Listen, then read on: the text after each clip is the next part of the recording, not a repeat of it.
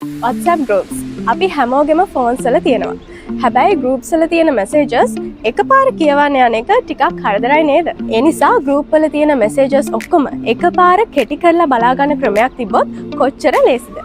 News first on why අපි අද කියන්නේ ඒ ගැන.